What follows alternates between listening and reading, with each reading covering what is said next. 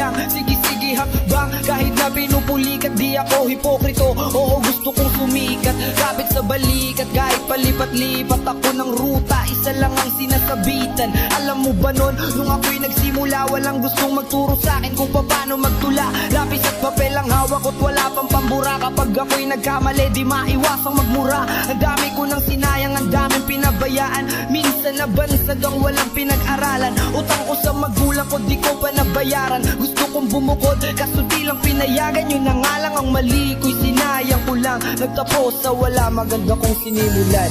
Ayan.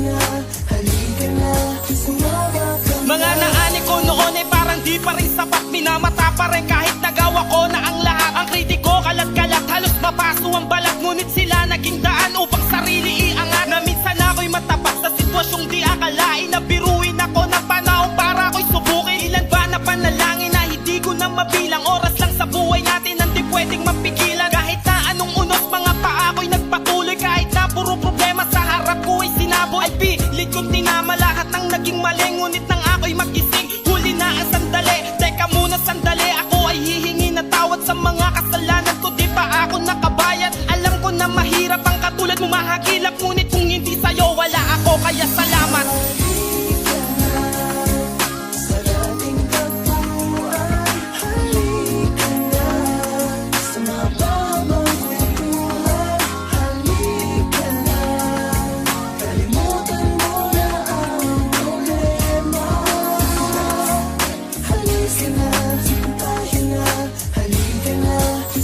Kung anong meron ako ngayon, di ko pinagsisihan. Kahit pangalan ko hindi nakalista sa bilang, salamat pa rin. Kasi kahit na kunti lang ang mga taga-suporta ko, di ako iniwan. Ang mapatawad kung di kita pinaniwalaan. Hanggang ang utak ko'y iyong pinaliwanagan. Nakakapasok na po ako ng simbahan. Totoo pa lang, di mo ako iiwanan. Di ako nang hinayang lisanin sila, kasi mas masarap pala kapag kasama kita. Nung hinawakan ko ang mikropono, panis na wala sa ulo ko ang tatlong numerong 6. Di ako nagsisi, dahil nga pag-ibig ang aking itinatanim at siya ring aanihin. At wag mong sasabihin na ikay alipin, dahil san ka man magpunta, andyan siya sa paligid.